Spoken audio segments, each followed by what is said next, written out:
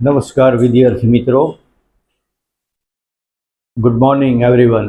How are you all? I hope that you all will be happy and healthy. વિદ્યાર્થી મિત્રો, આજે આપણે વાસ્તવિક સંખ્યા એના દાખલાઓ વિશેની ચર્ચા કરવાની છે. અત્યાર સુધી આપણે અગાઉના વિડીયો લેક્ચરમાં આ દાખલાને રિલેટેડ વર્ડ્સ જે હતા એ તમામ વર્ડ્સને સમજી લીધા છે. તો હવે આપણે એક અગત્યની એની રીત છે, અને એ રીત છે આપેલી જે સંખ્યા છે એને અવિભાજ્ય અવયવોના ગુણાકાર સ્વરૂપે દર્શાવવાની છે. અવિભાજ્ય અવયવોના ગુણાકાર સ્વરૂપે આપણે એને દર્શાવવાના છે. તો એના માટે અવિભાજ્ય અવયવો શું છે અથવા સંખ્યા શું છે એની આપણે અગાઉ ચર્ચા કરી, છતાં એક વખત જોઈ લઈ કે જે સંખ્યાઓના માત્ર બે જ અવયવ હોય, એક અવયવ તરીકે સંખ્યા એક હોય અને બીજા અવયવ તરીકે સંખ્યા પોતે હોય, એવી સંખ્યાઓ છે એને અવિભાજ્ય સંખ્યાઓ કહેવામાં આવે છે. દાખલા તરીકે 2 છે, 3 છે, 5 છે, 7 છે. તો આ બધા અંકો છે એમાં એક અને સંખ્યા પોતે બે જ એના અવયવો હોય છે. તો એવી સંખ્યાઓના ગુણાકાર સ્વરૂપે આપણે આ સંખ્યાને દર્શાવવાની છે. અને આ દાખલા ગણતી વખતે તમારે વિદ્યાર્થી મિત્રો 3 ચાવીઓ જે તમે પ્રાઇમરી લેવલે ભણી ગયા છો, એક તો 2 ની ચાવી. તો આપણે 2 ની ચાવી વિશે ચર્ચા કરી. આ 3 ચાવીઓ વિશે તમને સમજ હશે, દાખલો ઝડપથી તમે ગણી શકશો. તો 2 ની ચાવી એટલે શું? તો કે જે આપેલી સંખ્યા છે એનો છેલ્લો અંક, આપેલી સંખ્યાનો છેલ્લો અંક બેકી સંખ્યા હોય, 2 4 6 8 0 આવી સંખ્યા હોય તો એને 2 થી ભાગ ચાલે. આ મેં તમને 2 ની ચાવી વિશે સમજાવ્યું. તો અહીંયા આપણે 2 ની ચાવી લાગુ કરી શકશું, કારણ કે આનો 156 છે, એનો છેલ્લો આંકડો 6 છે જે બેકી સંખ્યા છે. તો 2 થી ભાગ આપણે ચલાવશું તો કઈ રીતે ગણશું? તો કે ભાગાકાર કરવાની વિદ્યાર્થી મિત્રો આમાં જરૂર નથી. 2 થી ભાગવાનો ટાઈમ બગાડવાની જરૂર નથી. તમને ખબર પડી ગઈ કે આને 2 થી ભાગ ચલાવવાનો છે એટલે ઉપરની સંખ્યાનું અડધું કરી નાખો. તો 150 છે એનું અડધું એટલે 75 થાય. તો કે હા, અને આ 6 છે એનું અડધું 3 થાય. તો 75 માં 3 ઉમેરો એટલે 78 થાય. ભાગાકાર કરો તો પણ એ જ આંકડો આવશે. અથવા સીધું તો 100 નું અડધું 50, 50 નું અડધું 25 અને 6 નું અડધું 3 એ આંકડા લખીને એનો સરવાળો કરીને પણ અહીંયા મૂકી શકો. એ એના કરતા ઝડપથી થશે. હવે આજે આવી સંખ્યા એનો છેલ્લો અંક પણ 8 છે, એ પણ બેકી સંખ્યા છે એટલે અહીંયા પણ 2 થી ભાગ ચાલશે. એટલે આપણે 2 થી ભાગ ચલાવશું, બરોબર. તો 70 નું અડધું 35 અને ઉપરના 8 છે એનું અડધું 4 એટલે 35 માં 4 ઉમેરો 36, 37, 38 ને 39 એટલે અહીંયા આવશે 39. તો હવે આ જે 39 છે તો એમાં આપણે આગળ ભાગાકાર કરી શકતા નથી 2 થી, એટલે ત્યાં હવે આંકડો આવ્યો છે એ એકી સંખ્યા છે. તો હવે આપણે 3 ની ચાવી લાગુ કરી જોઈએ. તો જેનો છેલ્લો અંક એકી સંખ્યા હોય એને વિદ્યાર્થી મિત્રો એકી સંખ્યાથી જ ભાગ ચાલે. તો આ એકી સંખ્યા છે 9. તો આપણે 3 ની ચાવીનો ઉપયોગ કરી જોઈએ. તો 3 ની ચાવી હવે શું કહે છે એ સમજાવું. તો કે 9 અને 3 આ જે સંખ્યા છે એનો સરવાળો કરો તો 9 ને 3 12 થઈ જાય. તો વિદ્યાર્થી મિત્રો 12 ને તમે 3 થી ભાગી શકો ને? તો કે હા સર. તો આ સંખ્યા છે એને પણ 3 થી ભાગ ચાલે. આ જે સંખ્યા છે ફરીથી ચર્ચા કરી, આ જે સંખ્યા છે 3 39 એમાં અંકો છે 3 અને 9. તો આ 3 અને 9 છે એનો તમે અંકોનો સરવાળો કરો તો 9 ને 3 12 થઈ જાય વિદ્યાર્થી મિત્રો. અને 12 ને તમે 3 થી ભાગી શકો છો, તો આને પણ તમે 3 થી ભાગી શકો. તો ચાલો આપણે ભાગ 3 થી ચલાવી. તો 3 એકુ 3 અને 3 તારી 9, એટલે કે 13 તારી 39.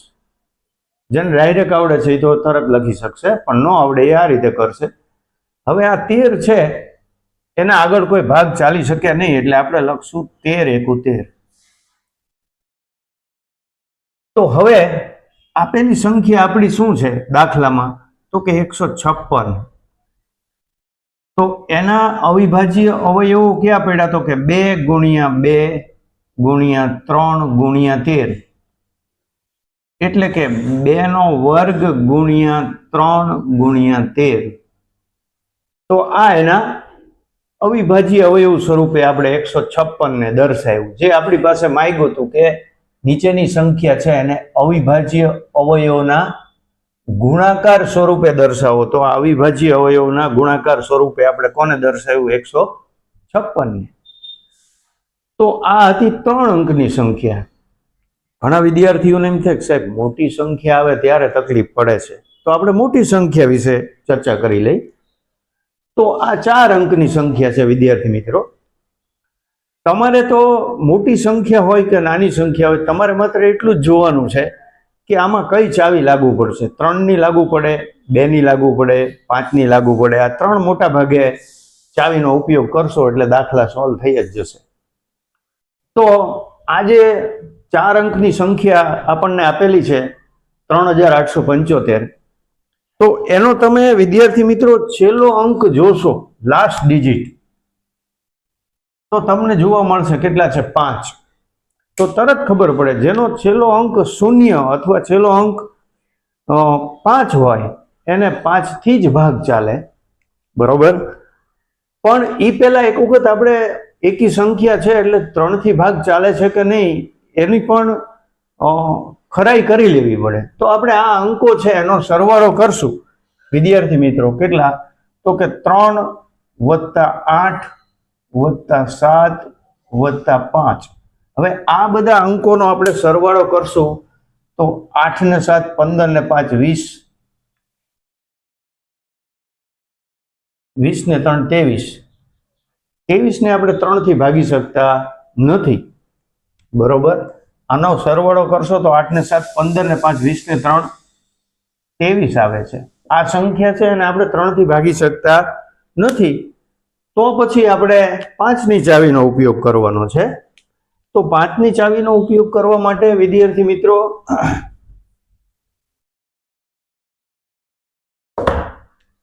5 થી આપણે ભાગશું. તો બહુ મોટી સંખ્યા હોય ત્યારે થોડુંક રફકામ વિદ્યાર્થી મિત્રો તમારે કરી લેવું. તો આપણે અહીંયા રફકામ કરશું. અહીંયા આપણે થોડુંક રફ કામ કરી લઈ. તો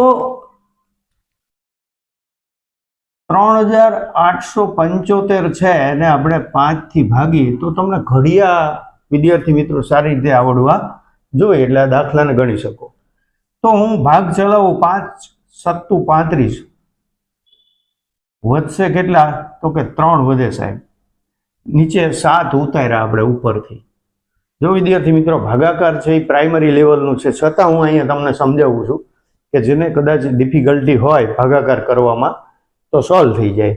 તો 5 × 7 = 35, 38 માંથી 35 ગયા એટલે વિદ્યાર્થી મિત્રો 3 વધે, 7 ઉપરથી ઉતારી છે. ફરી પાછું આપણે ભાગ ચલાવશું તો 5 × 7 = 35 આવશે. કેટલા વધે છે, તો કે સાહેબ 2 વધે. હવે ઉપરથી આ 5 નીચે ઉતરે છે એટલે ભાગ ચાલશે 5 × 5 = 25. તો આપણો ભાગાકાર થઈ ગયો. શું જવાબ મળ્યો, 775. તો આપણે અહીંયા લખશું 5 થી ભાગ ચલાવી એટલે 775 આવે છે. ફરી પાછું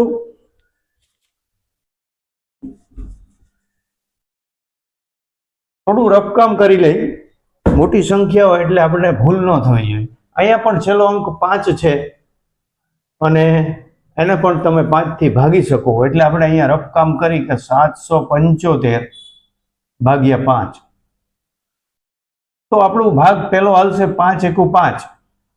7 માંથી 5 જાય તો 2 વધે, ઉપરથી 7 નીચે ઉતરે છે. 27 થયા. હવે ભાગ ચલાવી 5 5 25. કેટલા વધ્યા વિદ્યાર્થી મિત્રો? કે 27 માંથી સાહેબ 25 બાદ થાય એટલે 2 વધે. ઓકે, ચાલો 2 મૂકી દીધા. હવે આ 5 ને આપણે નીચે ઉતાર્યા તો ભાગ ચાલશે 5 5 25. તો આ રીતે ભાગાકાર કરતા શીખી જાવ તમે, અને થોડી સ્પીડથી કરો એટલે દાખલા ગણવામાં વાર ન લાગે. 155 આવ્યા તો 5 થી ભાગ ચલાવ્યો તો 155 આવ્યા. હવે વિદ્યાર્થી મિત્રો આગળ જઈએ આપણે, પણ રકમ સાથે આગળ જશું, કારણ કે આપણે જે દાખલા ગણી છે એમાં થોડીક પણ મિસ્ટેક ન થવી જોઈએ. હવે આનો પણ છેલ્લો અંક 5 છે. ફરી પાછું આપણે જોઈએ તો 5 તરી 15 0 0. ઉપરથી કેટલા ઉતર્યા? તો કે 5 ઉતર્યા. 5 એકુ 5 0. કેટલા આવે છે? 31. તો 5 થી ભાગ ચલાવ્યા તો 5 તરી 15, 5 એકુ 5. હવે 31 છે એના કોઈ ભાગ પડી શકે નહીં. 31 ના કોઈ ભાગ પડી શકે નહીં. બરોબર છે વિદ્યાર્થી મિત્રો? એટલે આપણે હવે આનાથી આગળ જઈ શકતા નથી. તો એનાથી આગળ નથી જઈ શકતા તો આપણે અહીંયા દાખલાને પૂરો કરવો પડે. એના માટે તમારે ભાગ ચલાવવાનો છે 31 એકુ 31. તો 3875 એના અવયવ શું પડ્યા વિદ્યાર્થી મિત્રો? તો કે 5 ગુણ્યા 5 ગુણ્યા 5 ગુણ્યા 31, એટલે કે 5 3 વખત ગુણાય છે એટલે 5 નો 3 ઘાત એને ગુણ્યા 31. તો આપણા આ જવાબ આવ્યો એ 156 છે ને અવિભાજ્ય અવયવ સ્વરૂપે દર્શાવ્યા. આનો જવાબ આવ્યો 3875 છે અને અવિભાજ્ય અવયવ સ્વરૂપે દર્શાવ્યા. તો આપણે આવા 3 અંકની અને 4 અંકની સંખ્યાઓ વિશેની ચર્ચા દાખલા સ્વરૂપે વિદ્યાર્થી મિત્રો કરી લીધી. હવે આવા વધારાના દાખલાની સેલ્ફ પ્રેક્ટિસ માટે વિદ્યાર્થી મિત્રો મેં અહીંયા તમને 5 દાખલા આપેલા છે. તો આ ઉપરના દાખલાઓ છે, ઉપરની સંખ્યાઓ છે,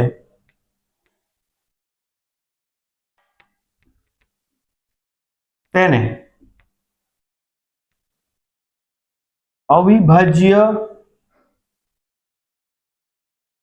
અવયવના ગુણાકાર સ્વરૂપે દર્શાવો. એના માટેનું મેં તમને હોમવર્ક આપ્યું છે. તો આ દાખલાઓની પ્રેક્ટિસ તમે કરજો વિદ્યાર્થી મિત્રો, એટલે તમને આ અવિભાજ્ય અવયવ શું કહેવાય અને કેવી રીતે આપણે એને સોલ્વ કરાય એના વિશે વાતચીત કરી લીધી છે. આજના વિડીયોમાં આટલું આપણે રાખશું. મારી આ યુટ્યુબ ચેનલ છે એ તમને સારી લાગી હોય તો વિદ્યાર્થી મિત્રો એને લાઈક કરજો, શેર કરજો, સબસ્ક્રાઈબ કરજો અને તમારા ગ્રુપની અંદર આગળ વધારો એવી અપેક્ષા. નમસ્કાર.